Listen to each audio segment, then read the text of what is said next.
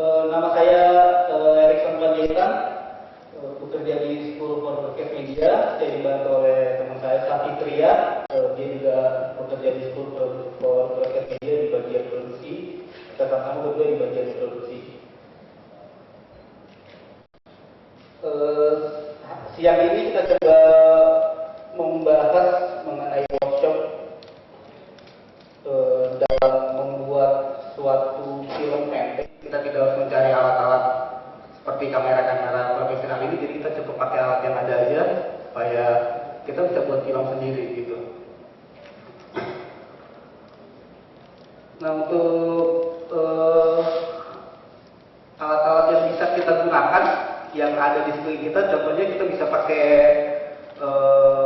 handphone kita sendiri gitu, dimana handphone zaman sekarang tuh udah saya rasa cukup canggih ya, sampai sekarang udah bisa melihat YouTube gitu, bisa lihat video online, bahkan bisa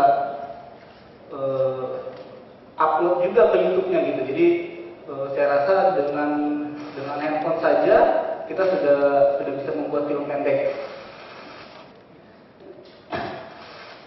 Terus kita lebih fokus, yang ini kita lebih fokus mengambil gambar dari handphone bapak-bapak dan ibu sekalian gitu, karena alatnya murah, hampir semua orang di sini saya yakin punya handphone gitu kan, dan saya juga mungkin hampir semua orang di sini handphonenya bisa ada kameranya gitu. Zaman sekarang orang pasti foto-foto, upload di Facebook atau di mana, ganti-ganti status seperti itu deh. Oke, selamat siang Bapak Ibu sekalian. Tadi sebelumnya sudah diperkenalkan, nama saya Safitria dari School for Broadcast Media.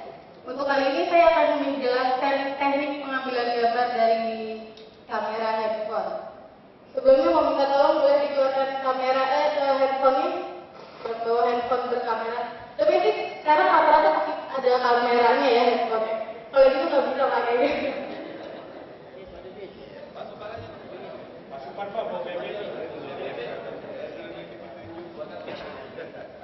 Bapak cerita lagi apa SMS atau apa lagi? Oh iya. Baik. Handphone yang keren Pak ya itu. Yang keren yang ini, Pak. Oke, jadi gini ceritanya, saya mau bikin cerita, bukan cerita ya, mau bikin adegan si bapak ini lagi SMS gitu, SMS istrinya atau anaknya atau siapa gitu. Pertama-tama itu kita harus punya gambar keseluruhan dari objek yang akan kita ambil. Jadi pertama, handphone ini sekarang kan rata-rata udah ada zoom in, zoom out ya. Jadi kalau bisa untuk resolusi kamera yang sebenarnya kurang bagus, kita nggak usah men-zoom in dari sini, tapi kita mendekatkan handphonenya ke objeknya. Jadi untuk potongan pertama yang akan saya ambil itu, ya jadi pertama kita ambil gambar full shot dari Pak Bintoro. Ini kita rekam.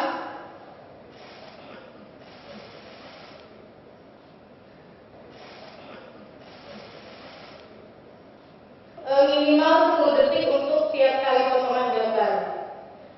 Minimal 10 detik, kita udah rasa cukup, kita stop. Untuk adegan berikutnya kita ambil gambar close up bapaknya. Close up itu antara kepala dan bahu. Kalau type of shot di Indonesia itu close up itu bahu sampai ke kepala, jadi kira-kira nah begini Pak. Ya tadi Pak gantengnya Pak. Nah, setelah kita ambil close up ya sama 5 sampai 10 detik. Lalu kita masih belum tahu kan Bapak Bintoro ini melakukan kegiatan apa. Setelah ini kita stop, baru kita pindah ke belakang. Ke belakang itu ada kita punya beberapa opsi. Kita bisa ambil close up handphone dari sini, atau supaya gambarnya lebih cantik kita bisa ambil namanya over shoulder. Kita ambil dari bahunya Pak Bintoro.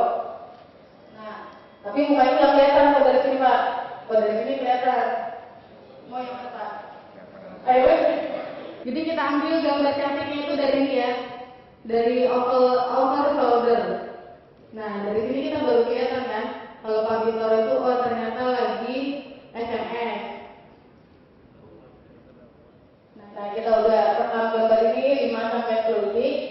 kita mau tahu nih yang di SMS kata-katanya apa. Boleh kita WhatsApp ini sebagai matanya Pak Bintoro gitu, sebagai mata teman-teman yang lihat juga. Gitu.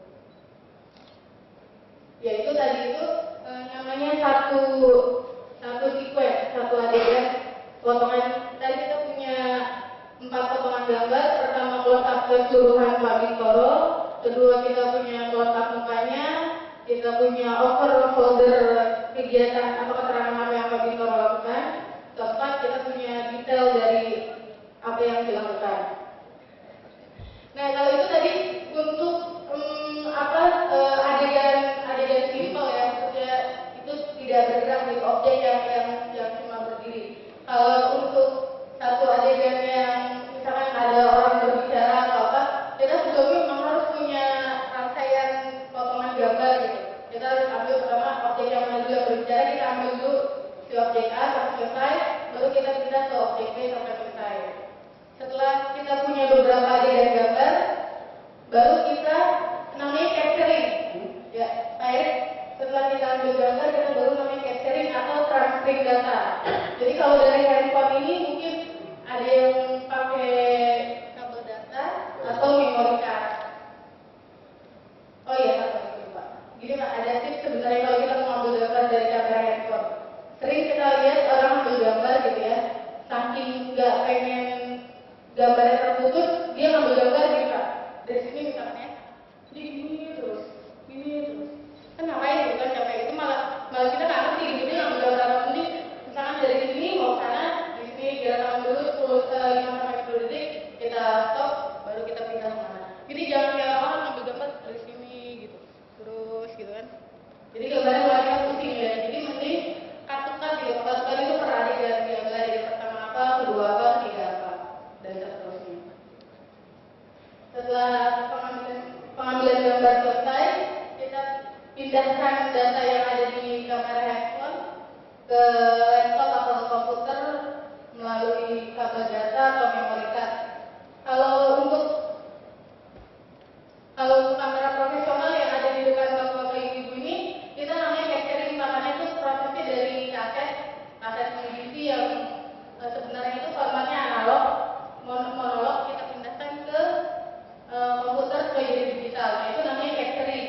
Nah kalau sekarang ini kita karena dari handphone, ini namanya transferring ya, saya. Iya, tinggal transfer aja. Jadi kita sekarang coba transfer ke laptop. Di laptop bapak-bapak ibu-ibu yang tadi kita udah copy, bisa tolong dibuka. Yang tadi kita copy di depan, data yang ada di apa tadi, seminar besar atau apa ya, tadi kita copy. Nah kalau yang kita gunakan sekarang itu sistemnya copy, seperti kita copy file biasa aja, tinggal drag and drop. Terus kalau sekarang kan banyak udah kamera udah nggak pakai kaset lagi, jadi pakai hard disk, sudah pakai DVD, sudah pakai memory card, jadi prosesnya nggak lama. Jadi kalau kita capture itu, kita punya kaset durasi 2 jam. Pada saat proses pindahin data ke komputer kita ikutin proses durasi 2 jam itu. Jadi teknologi makin berkembang, teknologi juga makin murah seperti Pak Lexi bilang. Jadi sekarang ini udah tinggal copy paste aja, tinggal drag aja. Nah kalau Bapak Ibu udah ketemu filenya, itu ada di komputer Bapak Ibu masing-masing. Itu bisa dibuka Windows Movie Maker-nya. Kita kenal dulu seperti apa sih si Windows Movie Maker ini. Sebenarnya dia kalau saya bilang dia software editing yang sangat-sangat simple tapi powerful sekali gitu. Jadi dia bisa masukin gambar, masukin video, bikin teks, bahkan yang baru sekarang bisa bikin running teks. Jadi kita tinggal drag aja, dia akan running otomatis gitu. Jadi bisa title credit siapa yang bikin videonya gitu. Bisa masukin video, bisa masukin background. Sampai sekarang karena teknologinya sudah serba online, dia juga bikin fitur kita bisa video yang sudah kita punya, kita bisa langsung lempar ke internet gitu. Nah kalau Bapak Ibu sudah buka Windows movie makernya. Mungkin teman-teman panitia mungkin bisa bantu juga. Kurang lebih tampilannya seperti ini. Kalau yang versi Windows XP, yang ini nggak ada, versi ininya beda sendiri, tapi atasnya hampir sama. Terus icon-icon ini nggak ada kalau yang versi sebelumnya. Kalau yang versi sekarang sudah seperti ini. Nah, ini ada beberapa tombol-tombolnya atau menu-menunya gitu. Ini untuk kita menambah video atau menambah foto. Kita juga bisa, selain video kita masukin, kita juga bisa masukin foto. Jadi kalau kita foto dari kamera, kita masukin, nanti akhirnya dia jalan seperti film. Terus ini di sini ada webcam video. Webcam video itu biasanya laptop sekarang itu udah ada webcamnya, udah ada webcam seperti ini. Jadi kita record, dia akan record apa yang kita lakukan. Nah, baru kita bisa masukin di sini dan mengeditnya.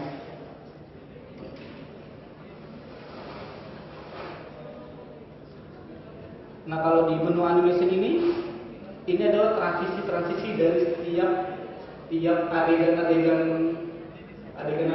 video yang kita punya. Nanti kita mau transisi seperti apa. Kadang-kadang kita lihat ada yang bergantinya halus, ada yang bergantinya kasar, ada yang dia seperti membesar atau mengecil seperti itu. Visual effect ini kita bisa kasih efek-efek seperti misalnya efek seperti lagi di belakang, jadi warnanya merah semua, atau lagi musim dingin, jadi warnanya lebih sejuk semua, gitu. Di project ini kita bisa ngatur widescreen atau standar. Nah, widescreen itu 16:9 itu kalau hanya berlaku di TV LCD. Jadi kalau kita punya LCD itu adalah 16:9 karena kita lihat dia lebar dan panjang dia tidak sama. Nah, kalau kita pakai 43 itu kita menggunakan layar yang seperti TV yang sebelumnya yang masih layar kotak seperti itu. Nah, di luar ini juga ada namanya resolusi. Resolusi itu saya rasa cukup penting gitu. Resolusinya misalkan segini, itu segini nggak besar, terus itu di stretch, ditarik supaya menyesuaikan dengan ukuran tampilan di entah itu TV-nya atau di komputernya gitu.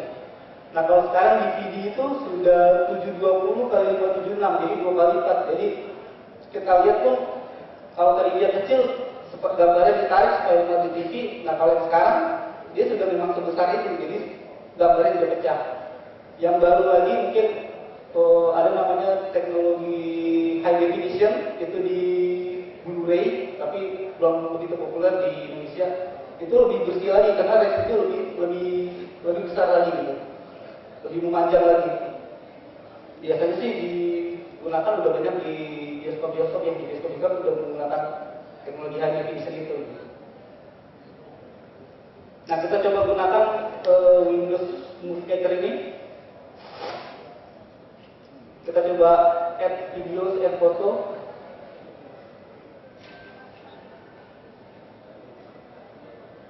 Mungkin Bapak Ibu bisa coba ambil gambar yang sudah di copy tadi, yang sudah di copy teman-teman panitia tadi, ada di folder mana.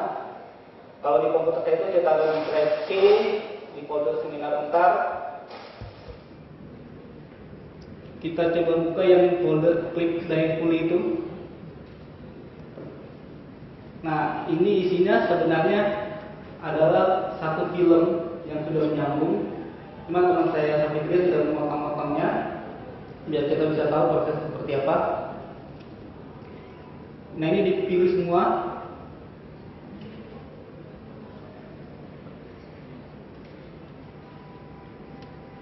Terus di open. Nah, nanti semuanya akan ada di sini, di sebelah kanan ini. Kalau semuanya ada di sebelah kanan, kalau kita sudah open videonya, baru menu-menu yang tadi baru kebuka.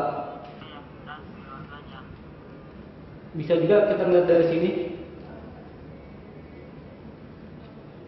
Dari yang ini ada garis kecil nih warna hitam, itu kita klik sampai kursornya berubah jadi tanda tangan, terus kita geser. Kita mau geser ke bawah, tinggal pindah ke bawah lagi, tinggal ke bawah lagi. Nah, setiap bagian ini namanya setiap frame bisa dikasih efek. Terus di tengah-tengah ini di tengah-tengah ini nih, sebenarnya kan dia beda file, ada banyak file, bisa dikasih efek juga. Misalkan kita mau dia berubah seperti apa, berjalan seperti apa, bisa dikasih efek juga.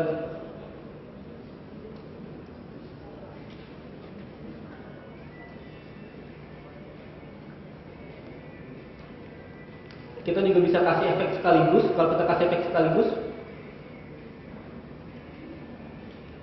kita select dulu semuanya, pakai kontrol.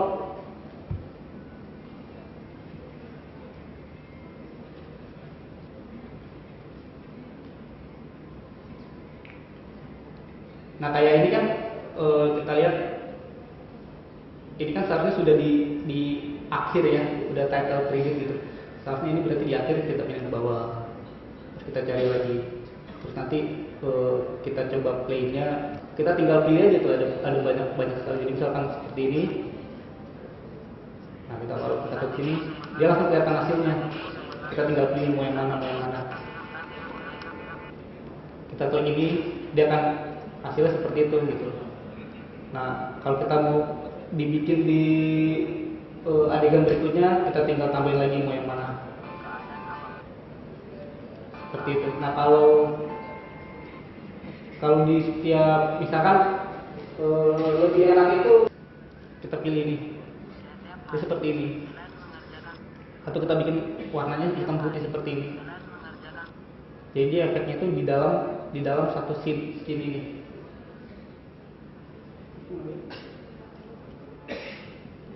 Dengan klik diskriminasi dan kebodohan, berarti kita tinggal buka aja.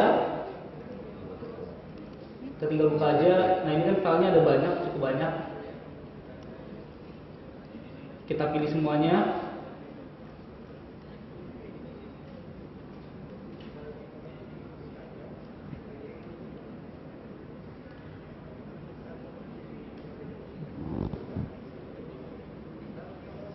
Ini ada banyak, jadi bisa dipilih kita suka background yang mana, atau kalau memang nantinya kita punya musik sendiri, kita juga bisa import.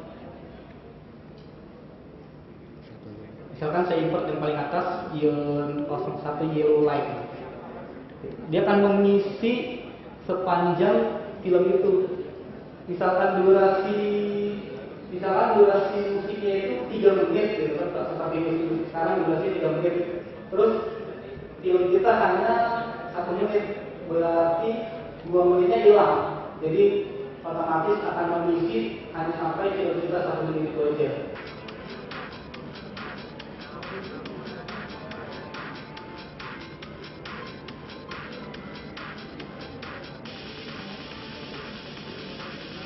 Kita tinggal geser aja lagi, jadi itu sampai nanti menjadi satu film. Jadi kita harus memang untuk membuat satu film itu memang kalau menurut saya sih seperti coba-coba. Jadi kita udah pasang, kita jalani gitu kan, kok kurang rapi, kita coba lagi jalani kurang rapi. Begitu juga dengan fasilitas SkyDrive ini merupakan kita upload ke, sekarang ada teknologi namanya cloud. Jadi kita seperti punya komputer di awan gitu kan, jadi kita tidak punya komputer fisik, jadi kita masukin ke sana gitu. Terus bisa juga ke Facebook nanti jadinya seperti share di wall Facebook, ada videonya,